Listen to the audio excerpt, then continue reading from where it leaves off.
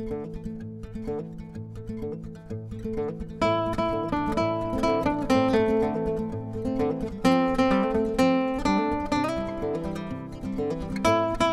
the thing.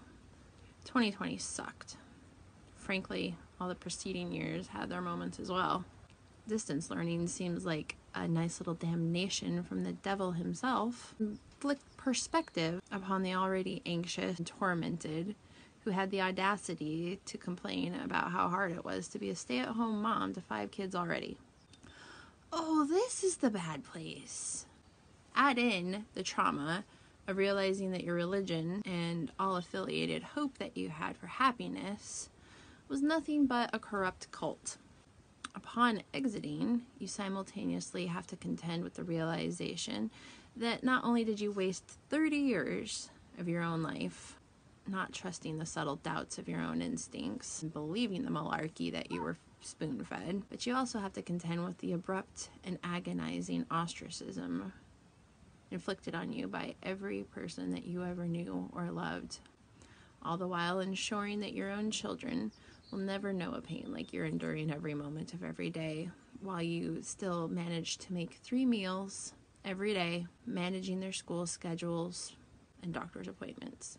So my mental health, there's so many times I just want to say a thing, just a quick thing about something that sucks when you've escaped a cult or having had been in a cult, but I just don't have the time. I think, shall I take a moment to poop or pee or eat or cry?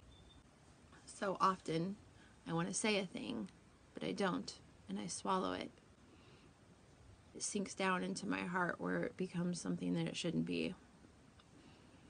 So instead, sometimes I'm going to pop on here and say them out loud.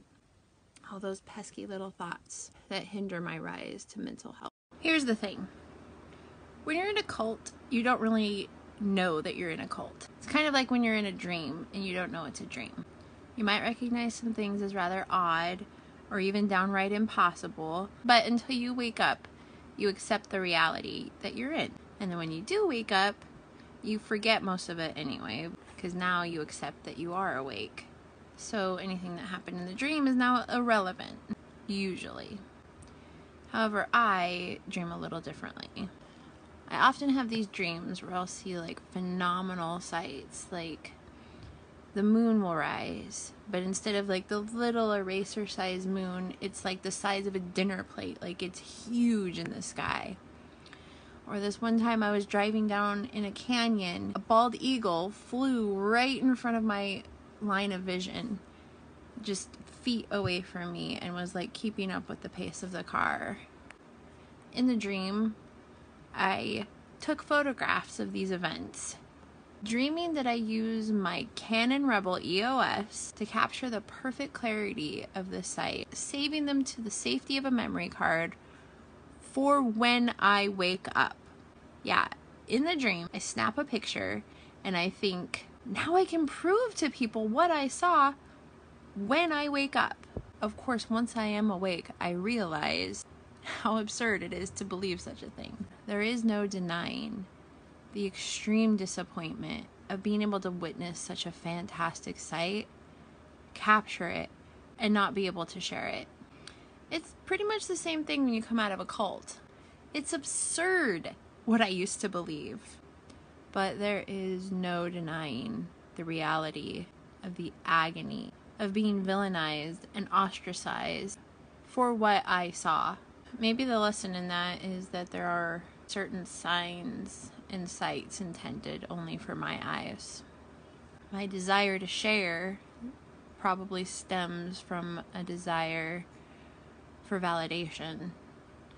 But what I've come to realize is I don't need reciprocation to realize what I know for fact and what I've seen and witnessed and what I know. Maybe that's the thing about being a Jehovah's Witness, is that you're trained to believe that your unity in your relationships with everybody depends solely on like-mindedness. When they say they only have love among themselves, that's quite literal. It is only among themselves that they will share that love. And it creates a very hive mind like thinking where anyone who dissents is attacked. Anyone who strays just a little bit off is suddenly villainized. So now being out, that's one of the things I'm awfully grateful for, is just that freedom to be able to have the confidence to explore other ideas and thoughts and not be so strict with this is what I believe. So now that I'm out, I'm really grateful for the ability to explore different thoughts and different ways of thinking and ideas and beliefs about anything without fear and without like, oh no, that's wrong, or what will happen if somebody finds out. That's something that's really freeing, to be able to think what you want, explore it, and not feel like you have to beat yourself up for it.